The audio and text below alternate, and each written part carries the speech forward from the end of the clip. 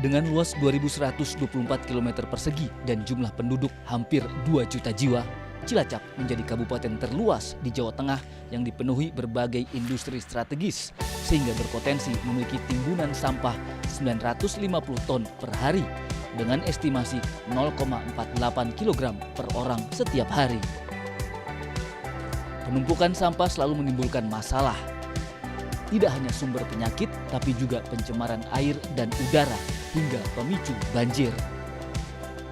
Guna mengatasi penumpukan sampah, Yani Kabul rutin mengumpulkan sampah organik maupun anorganik, kemudian menukarkannya ke bank sampah. Warga Kelurahan Tambak Reja, Kabupaten Cilacap ini menjadi nasabah Bank Sampah Pandu Sirkaya sejak tahun 2017. Dari penukaran setiap bulan pada minggu ketiga, Yani bisa memperoleh sembako hingga uang tunai tergantung berat sampah anorganik yang ditukarkan ke bank sampah. Dibawa ke bank sampah ini sampah yang jenis kayak gimana, Bu? Ya, plastik, terus bekas itu, terus karton. Sekali terkumpul, Ibu biasanya berapa kilo atau berapa gram?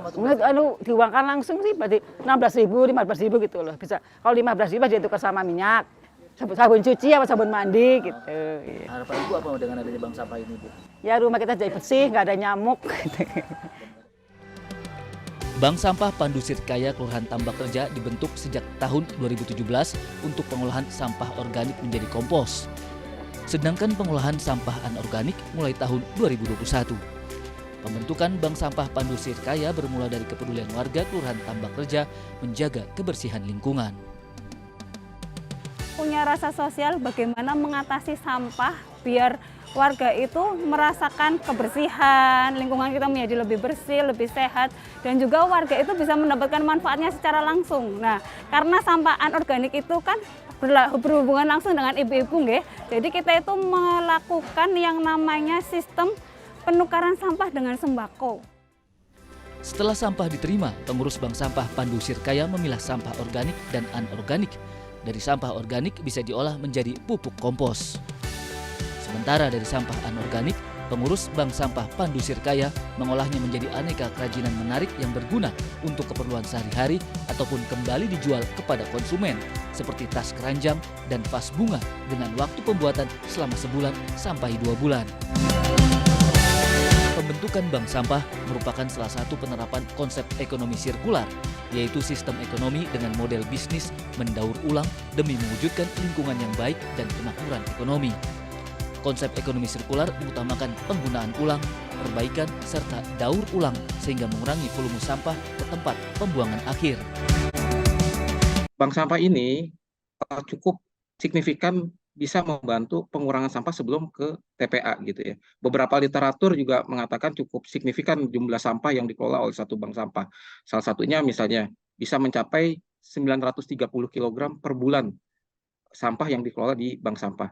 Namun sayangnya ketika kita berbicara bank sampah, 11% dari sampah plastik di Pulau Jawa dikelola secara model sirkular ini. Artinya masih ada 88-89% sampah yang masih ada di masyarakat gitu ya. Nah, kedepannya bank sampah ini harus bisa digalakan lebih masif lagi gitu ya.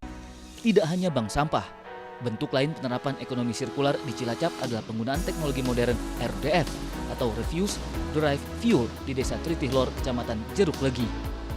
Fasilitas RDF dibangun tahun 2017 dengan lahan 3 hektar, kemudian dikembangkan sejak tahun 2020.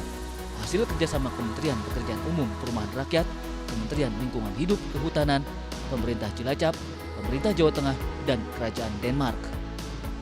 Pengolahan sampah menjadi RDF di Jeruk Legi merupakan yang pertama sebagai cikal bakal RDF di wilayah lain. RDF digunakan sebagai pengganti batu bara di pabrik semen dan pembangkit listrik tenaga uap. Berdasarkan data Dinas Lingkungan Hidup Cilacap, kehadiran RDF mampu mengatasi masalah sampah dan hasil jualnya menambah pendapatan asli daerah Cilacap. Hingga Februari 2023, 120.000 ton sampah perkotaan telah diolah menjadi 59.000 ton RDF sebagai bahan bakar alternatif yang bernilai ekonomis.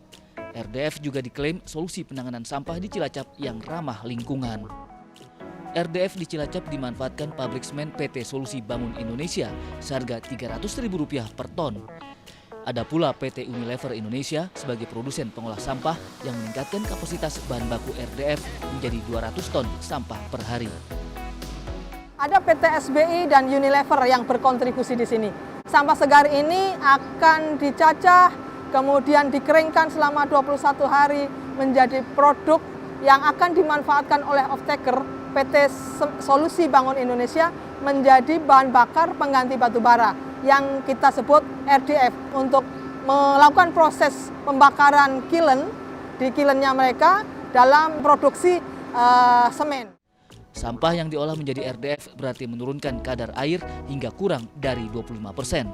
Sedangkan nilai kalorinya meningkat dari 700 kilokalori per kilogram menjadi 3.200 kilokalori per kilogram setelah dicacah hingga 2 cm atau 10 cm. Dengan kapasitas pengolahan 140 ton sampah per hari, RDF yang dihasilkan mencapai 48,4 ton per hari. Mengubah sampah menjadi energi berguna semakin populer menjadi inovasi alternatif pengolahan sampah. Namun perlu diperhatikan secara intensif, salah satu solusi mengurangi sampah ini jangan sampai menimbulkan masalah baru.